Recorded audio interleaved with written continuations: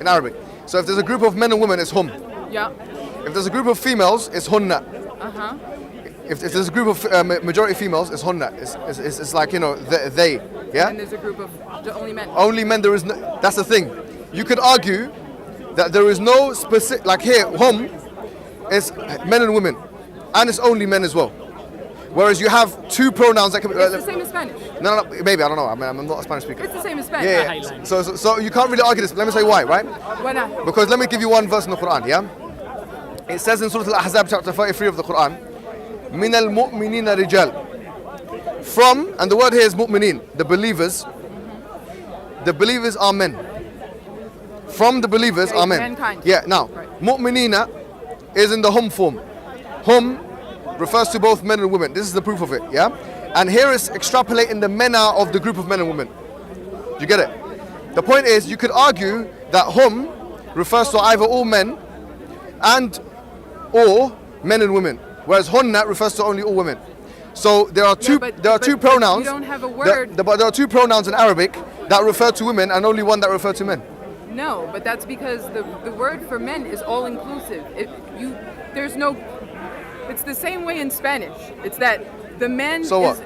If there's one man, the group is considered all men. That's the point. No, that's not how it is in Arabic. Say for example, if you've got majority woman, and you have one man, then really this is a group of females. Majority is females. Uh-huh. Is that in your face? Yes. So if you have a group of people and there were 100 women there and there's one man, yes. Which pronoun do you use? The if one there's for 100 men and women. If there was 100, no, you'd use the one for females. Okay. Because it would confuse the people. You'd say hunna. You say hunna because it's majority females, and it would confuse people. Yeah, because it's 100 women, it's a lot.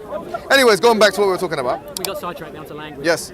By the way, there's some interesting. I was much more comfortable with the philosophy argument. Yeah. Going back. No, but it's good.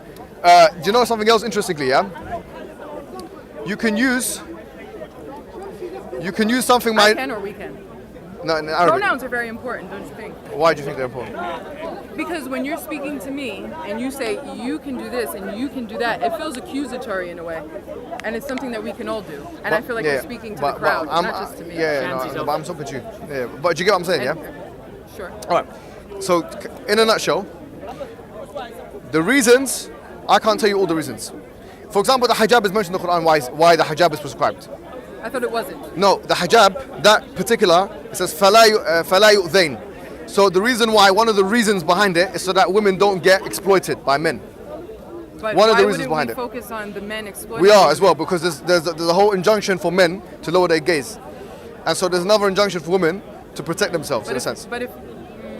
But if men are lowering their gaze, then why would women have to? They're not. That's the problem. We're not lowering our gaze. And why is it that like women wouldn't be attracted to men and look at men in a sexual way? Well, that's the thing. We go back to our biology, psychology, and physiology. We're saying that we're different. Men and women are fundamentally. Pardon? I have a libido. Yes, but it's not the same. Libido. It's not the same as the man's libido. Whatever you want to do, it's not going to be the same. That's a very general statement. No, I'm not saying. I'm not saying it's less or more. I'm not saying. Listen, I'm not saying it's. You're going red, my friend. Listen, I'm not saying it's less or more. Yeah, I'm not saying it's more intense or less intense. I'm just saying it's different. Would you agree with that? Most studies that I've looked at. I don't believe in just two genders. Well, look. Most studies that I've looked at have shown that men have more of an instant impulse, whereas women are more slow burners, if you like.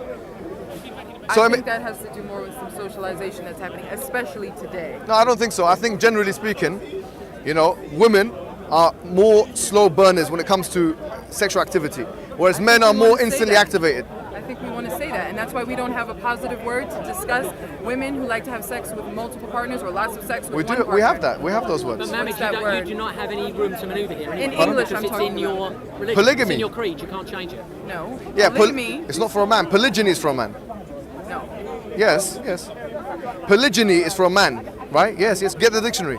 Polygamy is for men and women, both of them. Yeah, I'm talking more about polyamory. Yeah, that polyandry as well. That's for women specifically. No. Polyandry is for women to have multiple husbands. Yes. So there is a word. Polyamory. What's that? Polyamory is literally polyamory, the love for more than one person. Oh, okay, interesting. Yeah, I didn't know that. Sounds good. So no, but so we do have the word there. What's the problem? No, I'm not talking about the concept of being able to do that. I'm saying, what do you call a woman in the most positive way possible who enjoys having sex a lot. Why? There's only one word, and it's a terrible word. So I'm not going to repeat it. No. And when you call a man who likes to have lots of sex. That's going to be a positive word. Yeah, I agree with that. Look. Let me tell you something. Islamically, Wait, but you didn't tell me. I don't know. In English, Yeah, in English. I don't know. Man. I don't know if you Usually have those words negative. in Arabic. He's smiling. I think he knows. No, look, I'm not joking. disagreeing with you I'm on this. teasing. Sure. This is a point of agreement. I think this is not a point of disagreement. I agree that when women do it and whatever men do, that's a point of agreement. It's not disagreement.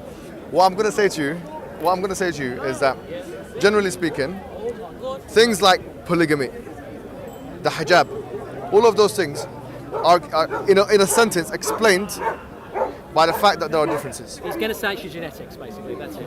But there are differences, but like, so what?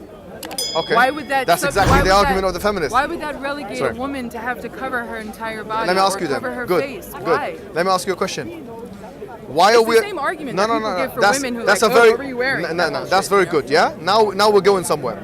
So you're saying there are differences, but we should disregard the differences. Not disregard them, but So what like, should we do? What should we do with the differences? How should we again, account it's them? the same way that I think that what a woman wears in the street should not determine whether she's rapeable or not. We should be, or my father wanted to keep me in the house when I was young because he was so afraid that I would be assaulted. And instead, he should have been out on the streets talking to the young men who might want to assault me. Yeah. He should be speaking to those men. The men should be speaking to other men. It shouldn't be about keeping women in the house and keeping them covered while they walk No the problem. streets. I'm asking a simple Are you question. listening to me? Yeah, I got that. Okay. I got that argument. I understand it. What I'm asking you is, we agree that there are differences. There are two ways of dealing with this. Yeah, but I think We can either disagree about those differences. we either accept those differences and account for them, or disregard those differences. What should we do? Well, there's a mid ground. I don't think you can. What's the middle ground? Tell me what the middle ground is. I don't know. I just feel like if we're smart enough to be able to develop books and laws that are gonna dictate how we live our lives, we can develop something that doesn't say that women have to behave a certain way in order to stop themselves from being raped. But Christina, Don't you think- freedom of expression. But Christina, you see the question I'm asking you is very profound. And you know, it's actually the building. Look, I want you to understand something, right? Before we can't build castles on thin air, okay? Arguments are We like, can build them on sand, though. right, yeah, no, it'll be weak foundations. I'm from the beach, though, but I've seen castles built on sand. No, what I'm saying, maybe they're sand castles. What I'm talking about here is, if we want to have a coherent, logical understanding of why we're doing certain things, we have to actually have a foundation, which is quite solid and firm. So here, as we can see here, we've identified that there are differences between men and women. Now we've seen that there are two ways of dealing with those things. In a nutshell, you can either account for those differences or disregard those differences. Now I'm asking you, what should we do? Well, the thing And is, why as well? Because I don't agree that it's about differences. What I believe is that men have an ego problem, and they have a jealousy problem, and they view women as why is that a problem? And they view women as their property. Okay, and maybe so, that's not only do they not want to see, I think it's just about them not wanting to have their property violated by another man. Okay, that's what I think. That stuff I agree with, no problem. It has nothing to do with protecting women. Me and you agree with the same thing. All right, no problem. We all agree with that. You agree? Yeah. That we have men that an issues. ego Yes, problem, yes. and they walk Definitely. around doing 100%. dick competitions. He's Yes. definitely saying something differently to you.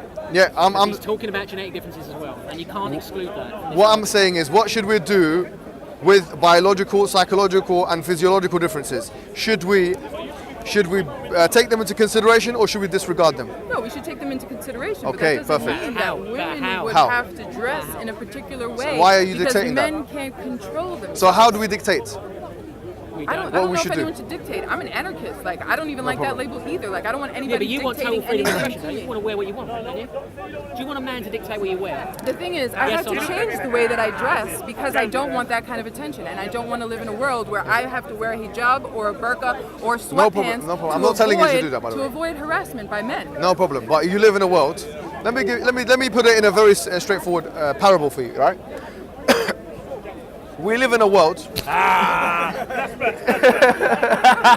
Flashbacks. Oh shit. Okay. He got attacked, right, last Sunday. I got attacked last Sunday. Oh, that was just last Sunday. Okay, perfect. I missed it, He provoked that attack. We're going to go in with this. He said he was going to apologise. I provoked him with this. You were wearing this. No, I put it on when I saw that they all want to attack me. Why did they want to attack you? I'll come to that after. We'll talk about it afterwards, yeah? Let's go back to our discussion. The point Listen. Go on. Go back to our discussion. Our discussion is. But you agreed with me that What? the reason that we feel like women are supposed to be treated a certain way is because men can't control their egos and their jealousy, and they feel that women are their property. Do you know what? Okay. But he's saying it's genetic. Right. You know, there's a presupposition in what you're. That genetically men feel jealous. All those things. Look. Possessive. There's a presupposition in what you're saying, which is that you define them as problems. You could define them as either. Street harassment is a problem. Just 2 minutes. All right, 2 minutes. Don't worry, I gotta go too. Yeah, 2 minutes. Let me finish this. A presupposition is He's the way. the political wing over there. But you see, I saw his videos. I don't know about all that. Look, listen for a second. There's a presupposition, and it's the same one that de Beauvoir uses. Yeah, she in her chapter of biology she talks about how men are possessive and these things. Aren't you? Yeah, no, because she's mainstream, so I like to. I'm not gonna. About Sartre much, though, do you? But read some black feminists, some womanists. I have read some black feminists, like Ngoni, what's her name? Ngoza, whatever her name is. She wrote some little books. She writes fiction. I'm talking. No. Why everyone should be. She wrote the Feminist Manifesto, like why everyone should be a feminist, whatever. Anyways, look, going back. She's very mainstream too. Okay, I've looked at her stuff. She's more. I would say she's more fair. Yeah. Red Bell Hooks. No, not yet. Audre Lorde. Who? Audre Lorde. I've come across some of her stuff, but I haven't read her books yet. But I'll put it in my reading list. Look, yeah.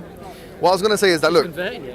The point. You're giving Dawah. Listen. Feminist Dawah. No, I'm open, yeah, to reading. He's not. To reading, not to to reading. Yeah. There's a lot of reading besides his one book. I know people who are just like, that's my book, all I need. So you're not that person. Yeah, all right. Oh, thank you for that. I think he So I was saying to you, look, we'll come to that. The presupposition is how men should be disregarded, or should be seen as negative, or should be, or is the problem of men. Okay, so it's a problem for us. It's really the problem of women. It's men. So now, but how do we solve this problem? We've got men, let's say, that have certain traits that are differentiated from women. That we want to do this and we want to do that. We're more polygamous with this or that. We're more aggressive. 99.9% of people in prison are men. Whatever, yeah, all of those things. Yeah, but he wants doctrine. So what do we do with that? Doctrine solves that problem. How do we prescribe? I would not agree with that at all. What I'm saying is, what is the solution? What is your solution for it? Have you got a solution for it? Education. For how men wouldn't assault women. Education, right? Education has to be that. To teach children to treat women with respect and for men to be treated with respect. Let's say education is a good thing, and we agree with it. No problem. Yeah. No, let's do education. But what I'm saying is this: if you're saying that women will be exploited by men, and let's be, sexually this is whatever. You're not going to eradicate all of it. No problem. Shouldn't women take precautions? Yeah, but precautions doesn't mean that we should stay home. I'm not saying that. Dress in a I'm not. No, but I'm saying. What I am saying is this: what precautions have proved to be more successful? I don't think wearing those clothes has been very successful. No, but let me ask you a question. I go out in the street with baggy jeans and whatever, and like it doesn't fucking matter. No. But let me once again, right? Precautions which prevent. And as I said, with education, and you're saying education, I'm talking about. Okay. I'm talking. So do you agree? Do you agree? Don't you think men can say, inherently, biologically, I really just want to ravage a woman when I see her. But you know what? I won't do that because it's wrong. No, I mean, can I interject this is your freedom of speech to be who you are as a man biologically, but actually you cannot infringe upon my rights to be a woman. And we're different. Yeah, I get it. But so just one point. Actually asked me. They've said, why don't I rape? If I'm not religious, if I have no morals, I'm an atheist. Why don't I rape? It's a very interesting thing. Yeah, they asked me that, as if I have no innate morality, which I do. If you do, you got to ask where it came from. All right. So evolution, my friend. But we'll have that discussion another time. Evolution. That's a different case. All right. So in a nutshell, in one word, we would say that one measure which forces men not to look at women. Hold on. It does. A certain. If we're saying that you don't want men to look at you as commodities or objectify you, right? One measure that forces that is privatization of the ornaments of women. It forces that. You can't feast on or exploit that which you can't see.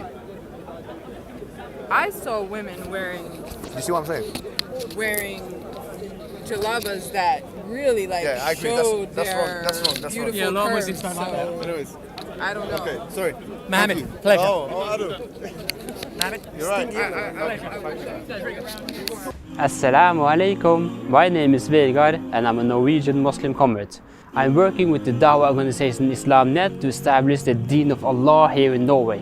We give Dawah and present Islam to the Norwegian people. Isn't that great? To be more efficient in our Dawah, we are establishing a first of its kind Masjid and Dawah center, where we will have Islamic programs, classes, lectures and education for non-Muslims. I am so grateful to Allah for having guided me to Islam. Sadly, I am the only Muslim in my family.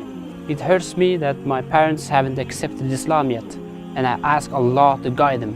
But it also gives me a special drive to work for the establishment of Islam. I don't want anyone to miss the chance of becoming Muslim. Maybe my mom and dad become Muslim one day thanks to you. If we can establish this center, I could bring my parents to come and learn about Islam in our native language, which is a challenge today with the mosque here speaking Somali, Arabic and Urdu. The Prophet ﷺ said that the Muslims are like one body. If you can feel my pain, would you please help me relieve it? You are now my new family. Click the link and donate to establish this masjid and share in the reward for the message of Islam reaching the corners of Norway.